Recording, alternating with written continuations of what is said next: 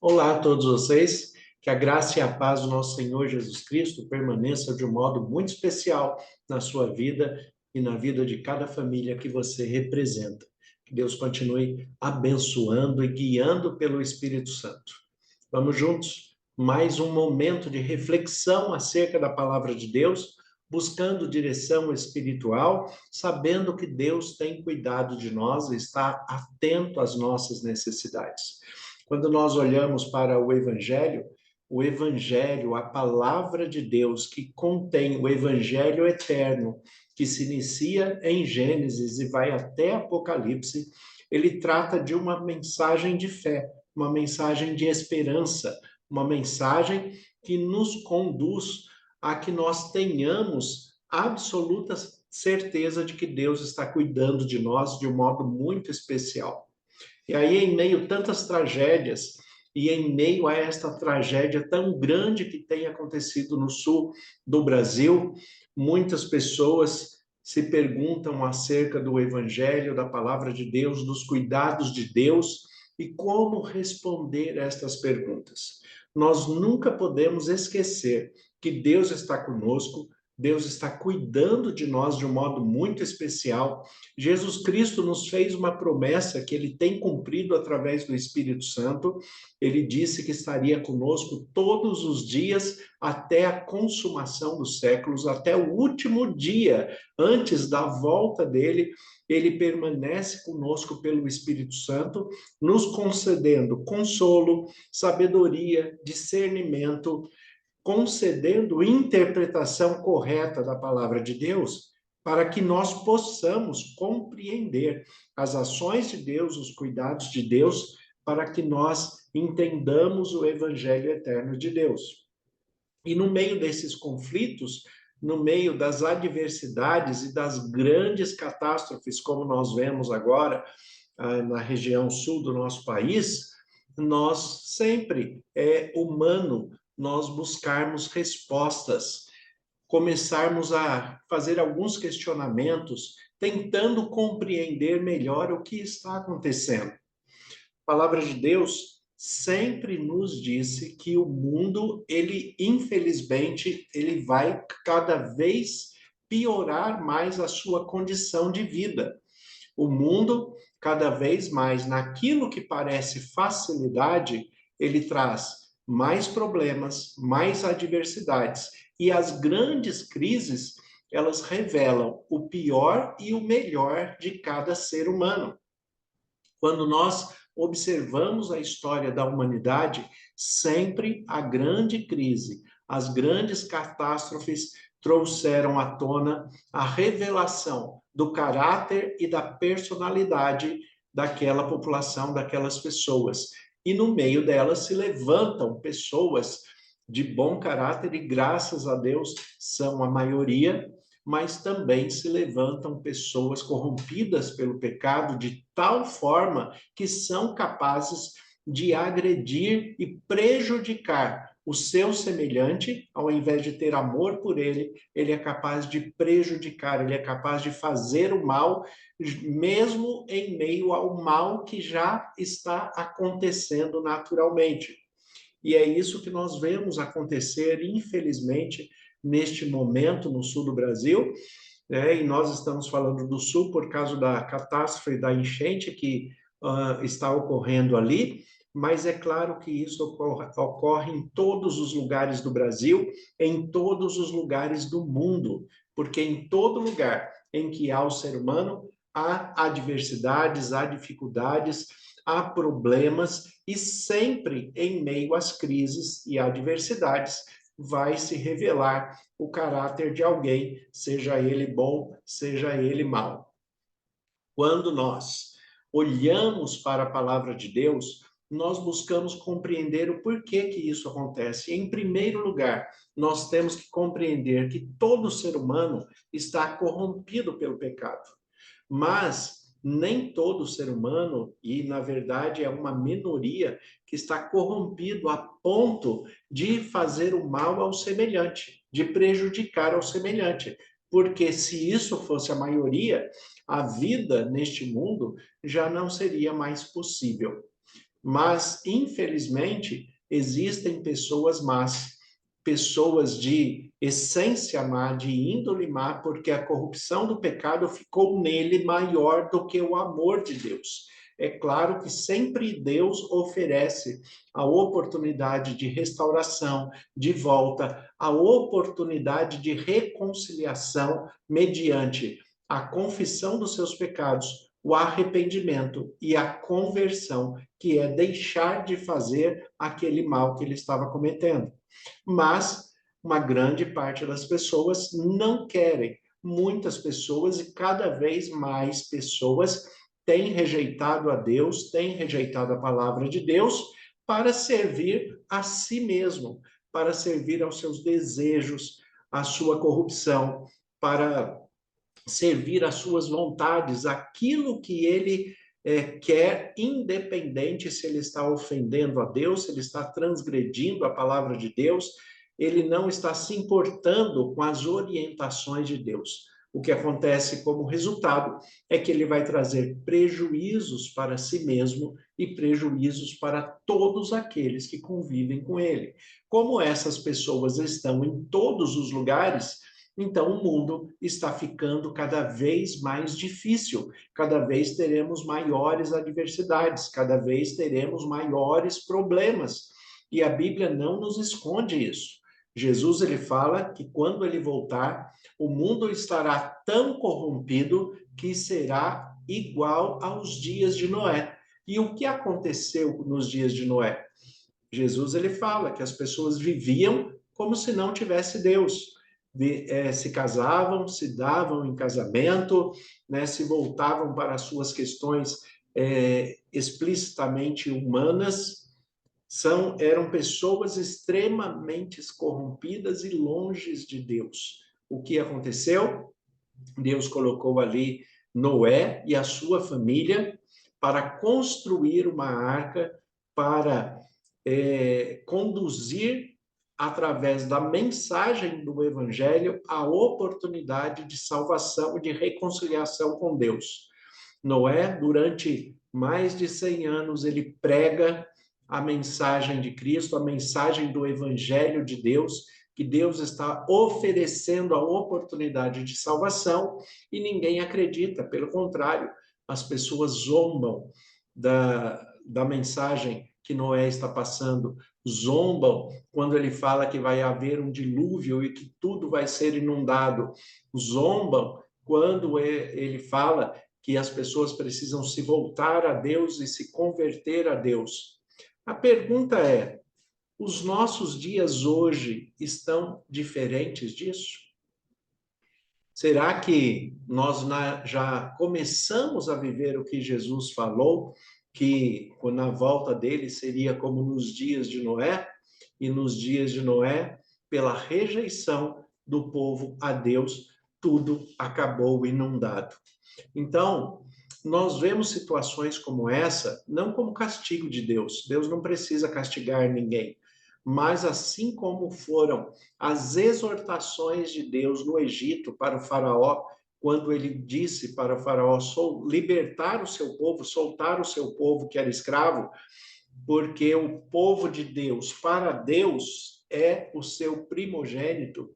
E ele disse ao faraó: liberte o meu povo, porque para mim eles são o meu primogênito, e se você não libertar, eu vou tirar o seu primogênito. E a partir daí, Deus envia 9 exortações ao Egito. E a Bíblia fala que quanto mais Deus exortava, mais o faraó endurecia o coração. Não é isso que está acontecendo hoje com a população em geral? Quanto mais nós falamos de Deus, quanto mais nós falamos do Evangelho, nós temos mais pessoas zombando de Deus, nós temos mais pessoas se posicionando contra Deus, temos mais pessoas levando Deus dentro de um tom de descredibilidade para que a sua palavra seja ridicularizada, os princípios e valores do reino de Deus estão sendo jogados no lixo, estão sendo jogados fora. Existem muitas pessoas e, infelizmente, inclusive dentro do próprio meio cristão, que, como o apóstolo João escreve, estão no nosso meio, mas não são dos nossos. O que isso significa? Que são pessoas que não querem seguir a palavra de Deus, mas estão ali e Deus permite que eles estejam dentro das igrejas, das denominações, dando a oportunidade de reconciliação, de conversão, de arrependimento. Mas ao invés disso, a pessoa vive ali dentro, numa vida completamente desregrada, longe de Deus, como se não estivesse fazendo nada. Assim como o texto de Provérbios fala, numa mensagem bastante forte, o texto de Provérbios nos diz que a prostituta comete o pecado, limpa os lábios, toma um banho e depois diz que não fez nada demais, absolutamente nada demais. E é isso que está acontecendo com as pessoas. E Deus está exortando e falando: eu estou atento. Mas o que acontece? Deus continua cuidando do seu povo, mas o povo de Deus, em meio ao povo que não é de Deus, vai ter as consequências, vai sofrer. Por quê? Porque a palavra de Deus também diz que a chuva cai sobre os justos e sobre os injustos. Assim como numa família, se alguém comete algo grave que venha a prejudicar, ele, em geral, ele não prejudica somente a si. Ele prejudica toda a família. Ele prejudica todos aqueles que convivem com ele naquele lar, naquela casa. E assim também é o povo de Deus. Somos nós no mundo. Nós estamos no mundo e sofremos as adversidades, os problemas, porque mesmo que existam muitas pessoas que são íntegras, que são fiéis, que buscam servir ao Senhor em espírito e em verdade, buscando integridade, fidelidade, guardando os mandamentos, guardando os princípios, guardando os valores, mesmo assim, tem muita gente que rejeita, tem muita gente que adora o pecado, tem muita gente rejeitando Deus, tem muita gente se portando como adversário de Deus, usando a expressão do hebraico, se colocando, né, na postura de Satanás. A palavra Satã, em hebraico, significa adversário. Satanás é aquele que é adversário de Deus, e hoje tem muitas pessoas se posicionando desta forma. De que maneira? Quando rejeita as suas orientações, quando rejeitam os seus princípios, os seus valores, quando rejeitam os seus mandamentos, assumindo a autoridade total sobre si mesmo, dentro de uma autonomia pessoal e desprezando a orientação, a palavra e a vontade de Deus, que é soberana sobre nossas vidas. Se todos nós seguíssemos a palavra de Deus, eu garanto para vocês com toda certeza, sem a menor chance de errar, que todos nós viveríamos perfeitamente bem, em harmonia, com felicidade plena, porque Deus estaria presente neste mundo de tal forma que nós desfrutaríamos do melhor de tudo que Deus tem preparado para nós. É por isso que em Êxodo, capítulo 20, o texto que fala a respeito dos 10 mandamentos, que são a essência dos mandamentos de Deus para todo filho de Deus, para todo cristão, para todo aquele que realmente tem os princípios e valores e na sua vida quer adorar a Deus em espírito e em verdade. A Bíblia apresenta 613 leis no total, das quais muitas se tornaram espirituais em nosso tempo. Nós não fazemos, por exemplo, sacrifícios de animais, porque o sacrifício dos animais foi substituído pelo sacrifício de Cristo, único e perfeito.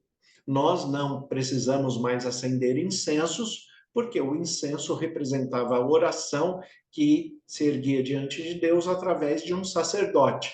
E hoje nós temos o Espírito que habita em nós, e ao orarmos juntamente com o Espírito que intercede por nós, como diz Romanos capítulo 8, nós temos acesso direto a Deus. Não precisamos de um sacerdote como incensário para que as nossas orações cheguem a Deus. Nós temos o Espírito que habita em nós, que intercede por nós, que leva as orações a Cristo Jesus no santuário celestial e junto a Deus ele responde, Deus o Pai, segundo a sua vontade soberana, que é sempre boa, agradável e perfeita.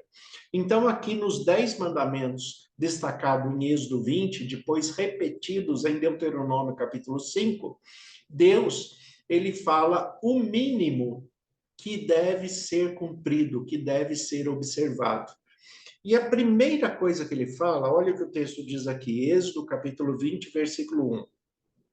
Então falou Deus todas estas palavras: Eu sou o Senhor teu Deus, que te tirei da terra do Egito, da casa da servidão. E o primeiro mandamento: Não terás outros deuses diante de mim. Não terás outros deuses diante de mim. Eu gosto muito da expressão desse texto na escrita original, na escrita hebraica, onde o verbo que está destacado aqui nesse primeiro mandamento não é o verbo ter, como foi quando veio na tradução, é o verbo ser.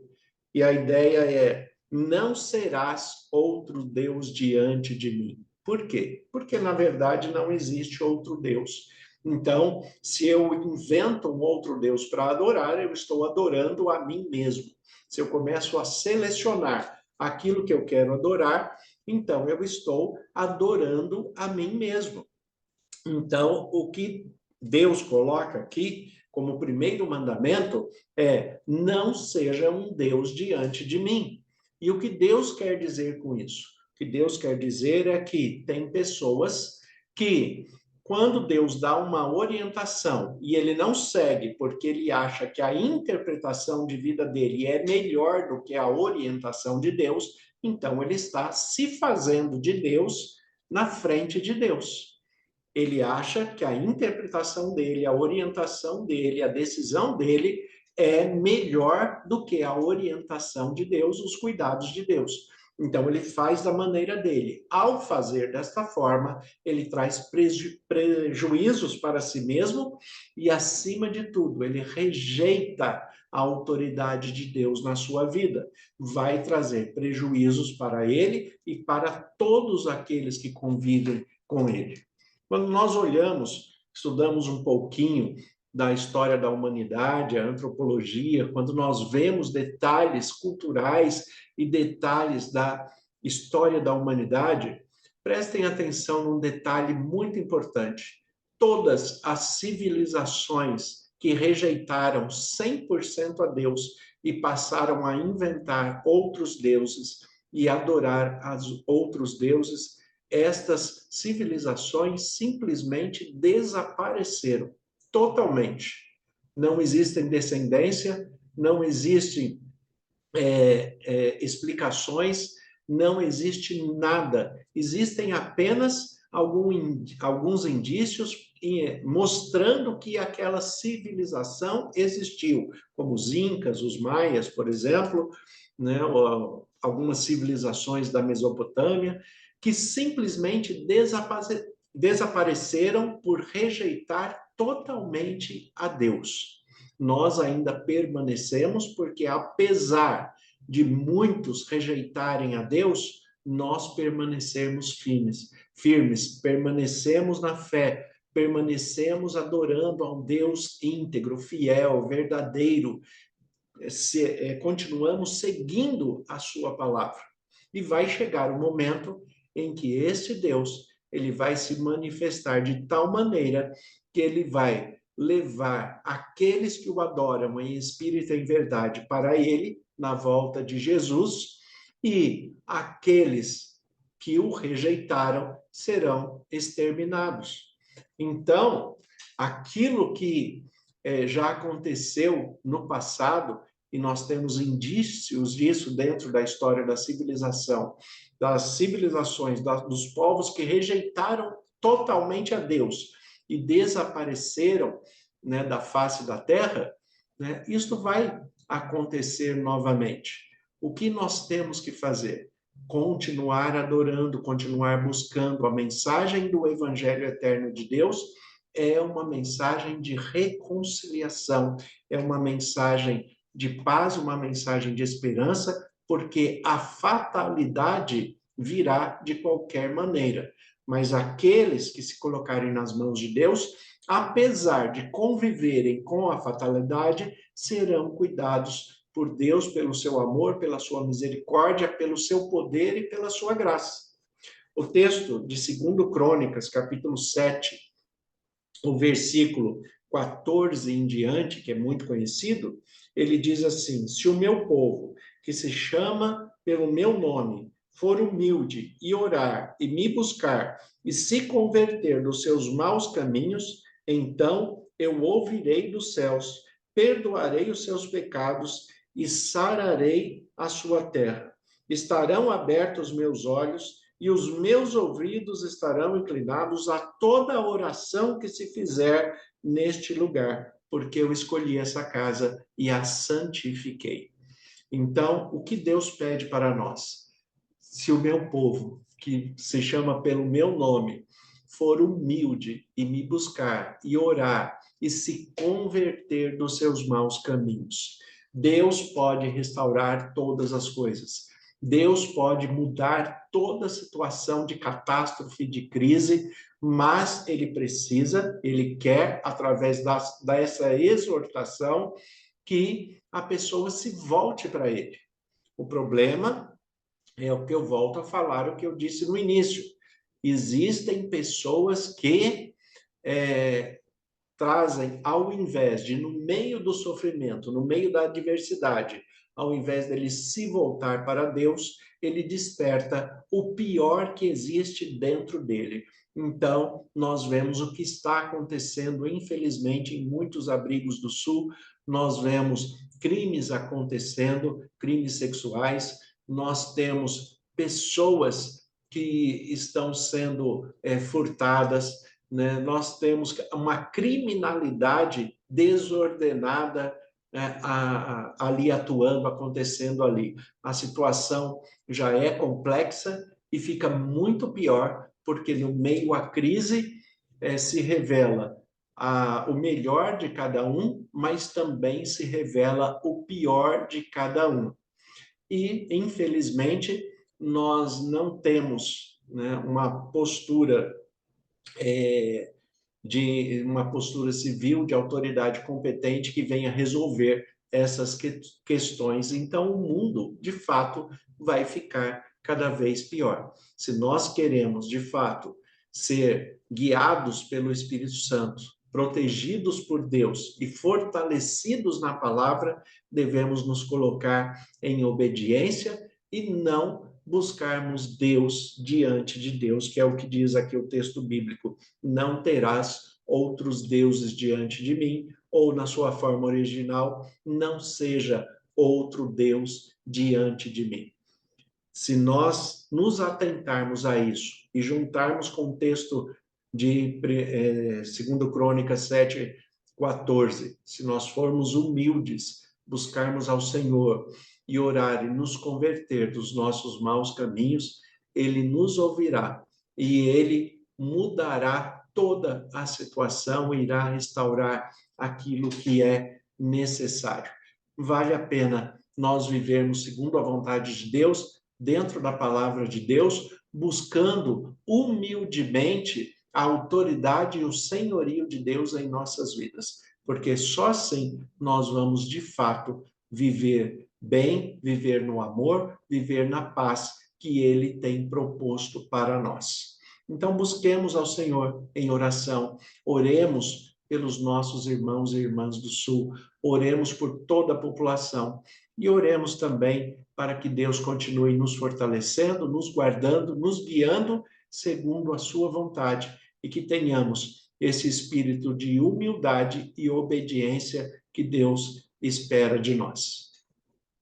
Senhor nosso Deus e Pai, nós te agradecemos pela tua palavra que é viva e eficaz. Em nome de Jesus, eu peço as tuas bênçãos sobre cada um que está ouvindo essa mensagem, peço a direção do Espírito Santo e que todos sejam fortalecidos pelo teu poder. Peço a tua intervenção ali com o que está acontecendo no sul do Brasil, que o Senhor esteja amparando, cuidando, que o teu Espírito Santo esteja consolando e concedendo sabedoria, discernimento e direção espiritual. Que eles desfrutem da tua presença e dos teus cuidados, e que o Senhor traga a esperança pela fé de que tudo será resolvido àqueles que o buscam em espírito e em verdade. Nós te agradecemos e oramos em nome de Jesus. Amém. Que Deus abençoe a todos. Tenha um excelente dia em nome de Jesus.